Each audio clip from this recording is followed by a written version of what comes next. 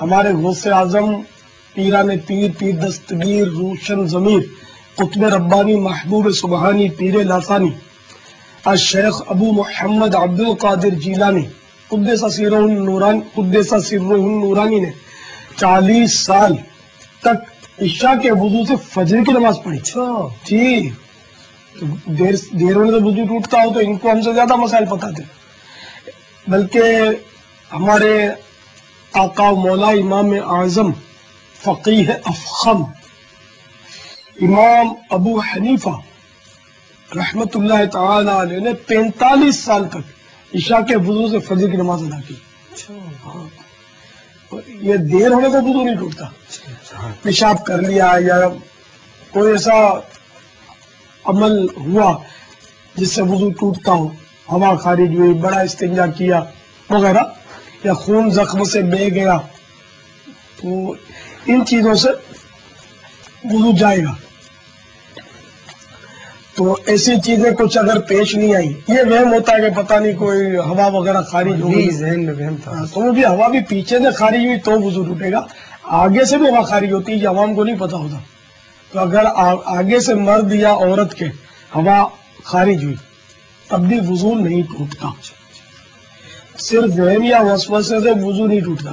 وضو ٹوٹنے کی کیفیت میں آپ کو بتاؤں کہ جیسے کہ اتنا یقین ہو کہ وضو ٹوٹنے والا عمل اس کو پتا ہے، اور اتنا یقین ہو کہ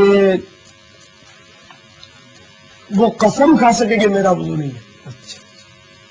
تو کیا آپ قسم کھا سکتے ہیں کہ میرا وضو نہیں ہے؟ اس میں تو شخص ہو رہا تھا. ہاں بس تو قسم نہیں کھا سکتے. کوئی ایسا عمل جب نہیں آیا تو وضو رہ سکتا ہے. دعوت اسلامی کے ایک مدنی قافلے میں ہمارے ساتھ ایک بزرگ تھے، بابا عبد الحمید صاحب. ان کو میں نے دیکھا کہ ہم لوگ ٹرین میں اور سفر کر رہے تھے دعوت اسلامی کے مدنی قافلے میں. 48 گھنٹے تک ان کا وضو تھا. انہوں نے بتایا کہ میرا اب تک وضو ہے. 48 گھنٹے گزر گئے. نہ وہ دیکھو ہے نا اللہ کا کرم ہے. تو اس طرح ہوتا ہے کہ وضو یوں نہیں جاتا جب تک اس کا وضو ٹوٹنے والا عمل نہ ہو. بھلے دکھا دیں تو آپ قرآن شریف بے شک اٹھائیں، نیت کریں کہ عبادت کی نیت سے میں قرآن شریف کو چھوؤں گا، عبادت کی نیت سے اس کی زیارت کروں گا تو اور ثوابات ملیں گے. یہ آخری لائن میں دیکھ لیجیے، غالباً آخری لائن یا آخری سے اگلی قل سے شروع ہو رہی آیت.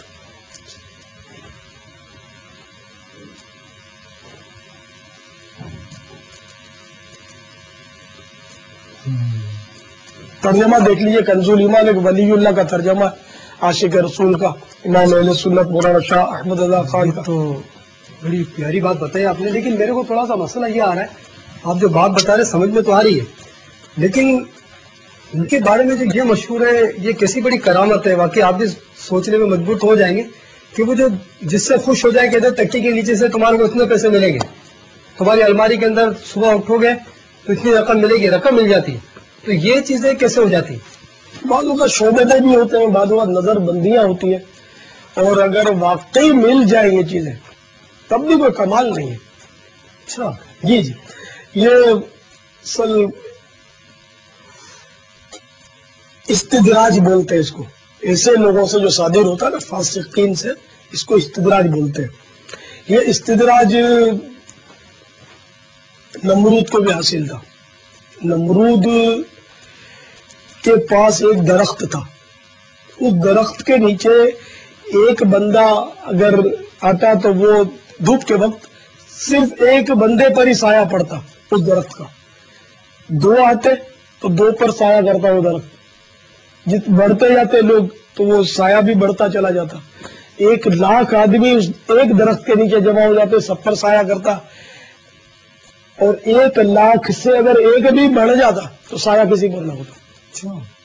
جی ہاں، یہ استدراج. اچھا، اسی طرح نمرود کے پاس، جس نے خدائی کا دعویٰ کر رکھا تھا، تو نمرود کے پاس ایک حوض تھا. صبح سویرے لوگ آتے، کوئی اس میں پانی ڈالتا، کوئی دودھ ڈالتا، کوئی شہد ڈالتا. یہ سب کا محلول بن جاتا، یعنی کمپاؤنڈ بن جاتا یہ سب. پھر یہ سارے لوگ اپنے اپنے برتن اس میں واپس ڈالتے. تو جس نے دودھ ڈالا تھا اس کے برتن میں دودھ ہی، اچھا پانی والے کے برتن میں پانی آتا، شہد والے کے برتن میں شہد آتا. تو یہ اس کا استدراج تھا. دجال جب آئے گا نا، دجال کا سنا ہوگا آپ نے،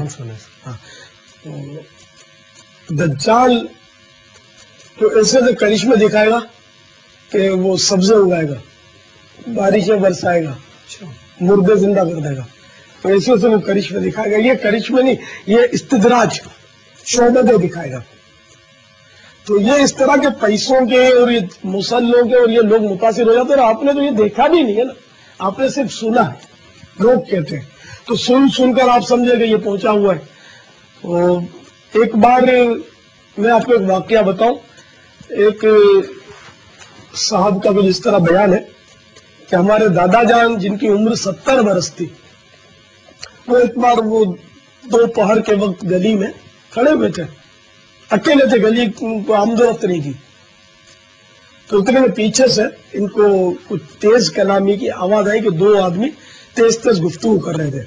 پیچھے مڑ کر دیکھا تو ایک خوش شکل، بھری ہوئی داڑھی اور سر پر نمازی ہوتا ہے، رومال بندھا ہوا تھا، گلے میں تسبیح تھی بڑے دانوں کی، مالا جس کو بولتے، اور اس نے پینٹ یا پاجامہ نہیں پہنا تھا بلکہ تہبند باندھا ہوا تھا، اوپر اس کا کرتا تھا، کرتا صاف ستھرا تھا. اور اس کے پیچھے ایک اور شخص جو ایک عام آدمی ہوتا ہے، وہ تھوڑا آدھا جھکا ہوا اور بڑی لجاجت سے منتیں کر رہا تھا اس کی کہ بابا مجھے معاف کر دو، بابا مجھے معاف کر دو. اور وہ اس کو ڈانٹ رہا تھا کہ میں نے تجھے منع کیا تھا، تو نے کیوں بتا دیا؟ میں حیران ہو کہ کیا مسئلہ ہے. بس وہ میرے قریب اس دوران آ گئے. تو وہ آدمی جو تھا وہ اب مجھے منت کرنے لگا کہ آپ بزرگ ہیں، سفید آپ کی داڑھی ہے، آپ مہربانی کر کے بابا سے میری سفارش کر دیں، کیونکہ بابا نے مجھے ایک ورد دیا تھا. تو میں ان کے ورد کرنے، انہوں نے بولا تھا کہ یہ ورد کرو گے نا، کیونکہ میں بہت غریب اور تنگ دست، تو میرے چھوٹے چھوٹے بچے فاقے ہو رہے تھے. تو انہوں نے ورد دیا تھا تو کہ ورد کرو تو تمہارے مسلح کے نیچے سے روزانہ 500 روپے نکلیں گے. تو میں نے ورد کیا تو روزانہ ٹھیک ہے نا، روزانہ 500 روپے نکلتے تھے. اور انہوں نے یہ مجھے کہا تھا کہ اگر تم نے کسی کو بتایا نا تو پھر یہ ملنا بند ہو جائیں گے. تو میں کچھ عرصے تک تو لیتا رہا، پھر میرے سے برداشت نہیں ہوا. تو میں نے وہ کسی پر ظاہر کر دیا، بتا دیا کہ میرے کو یوں ورد ہے اور یوں ملتے. بس اس دن سے پیسے ملنے بند ہو گئے اور میں پھر بہت تکلیف میں آ گیا ہوں. اب بابا نظر کرم کرتے نہیں ہے، میں منت کرتا ہوں، پاؤں پکڑتا ہوں، ہاتھ جوڑتا ہوں، مجھے معاف نہیں کرتے. وہ جلال میں آپ بس سفارش کر دیں. تو موسیٰ بھائی کا کہنا ہے کہ میرے دادا کو رحم آ گیا. دادا جان نے بولا کہ بابا آپ کرم فرما دیجئے، یہ بیچارہ آئندہ میں آپ کو سفارش کرتا ہوں، آئندہ یہ کسی کو نہیں بتائے گا.